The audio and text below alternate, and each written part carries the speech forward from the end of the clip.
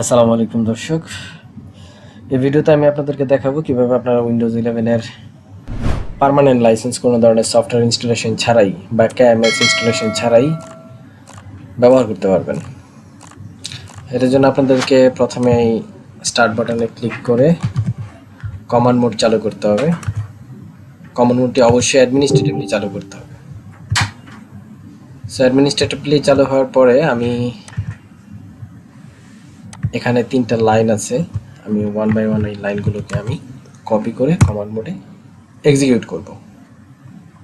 Very simple, ওকে দিয়ে দিলাম। Just এই 3টা লাইন এখানে শুধু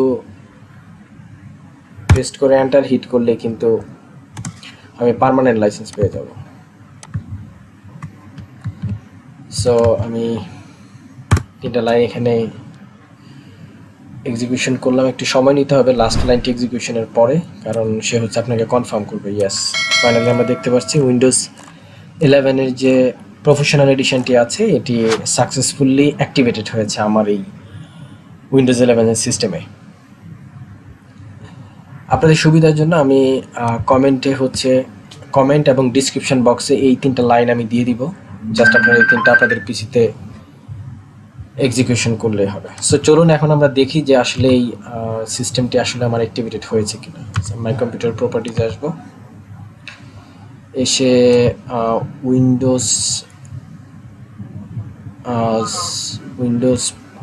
হ্যাঁ, এখানে প্রোডাক্ট কি অ্যান্ড অ্যাক্টিভেশন এইটার আন্ডারে এসে আমি এখানে অ্যারোতে চাপ দিলে দেখতে পাবো ইয়েস আমার প্রোডাক্টটি অ্যাক্টিভেটেড।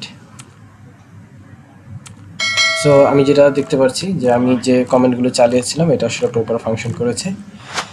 যারা আসলে এই ধরনের ভিডিও আমার কাছ থেকে পেতে চান, রিকোয়েস্ট করব তারা আমার চ্যানেলটিকে সাবস্ক্রাইব করে রাখুন, যাতে হচ্ছে পরবর্তীতে এই ধরনের ভিডিওর আপডেট পেতে পারেন আপনারা। ভালো থাকবেন সবাই, আসসালামু আলাইকুম।